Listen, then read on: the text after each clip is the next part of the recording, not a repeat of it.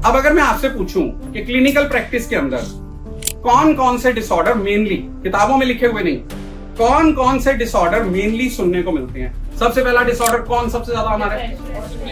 Depression. दूसरा autism. तीसरा anxiety. चौथा ओसीडी और बाइपोलर और पीटीएसडी। बहुत कम देखने को मिलता है लेकिन आता है, बहुत कॉमन है, लेकिन जनरल रूटीन प्रैक्टिस में हम लोगों के पास बहुत कम आता है। और स्किज़ोफ्रेनिया और एडिक्शंस हैं, एडिक्शंस हो।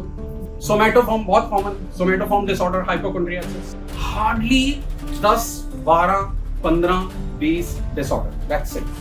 बैठ के कभी आराम से देखिए। हमने अभी भी जितने बोले हैं ना 10-12 पे खत्म हो गए, उसके बाद सोचना पड़ रहा है।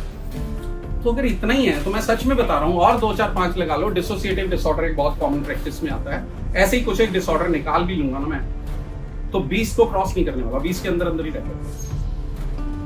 और अगर मैं कैटेगरी, सब कैटेगरीज और ये सब देखूं तो तकरीबन 350 से 400 तरह के डिसऑर्डर होंगे। पढ़िए सब, मैं ये नहीं कह रहा कि मत पढ़िए, क्योंकि पढ़ेंगे नहीं तो फिर फील्ड का जो होराइजन है वो कैसे समझना।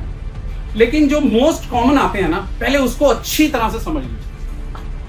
और ये जो हमने 20 डिसऑर्डर भी बोले ना, इसमें से भी सिर्फ 5 या 7 ही आएंगे मेजरली। अगर उन्हीं में मैं पूरा परफेक्ट हो जाऊंगा तो आप समझना कि आपकी एक्सपर्टीज कितनी जबरदस्त हो जाएगी प्रैक्टिकल फील्ड। तो रूल ऑफ 10-90 कहता है कि 10% कंटेंट ऐसा है जिसको आपने 90% की इंपॉर्टेंस देनी है, और 90% कंटेंट ऐसा है जिसे 10% की इंपॉर्टेंस देनी जरूरी है, क्योंकि हमें पता सब कुछ होना चाहिए। बाकी अगर कोई केस आ गया तो आपके पास रेफरेंस बुक पढ़ी है, देख लेना।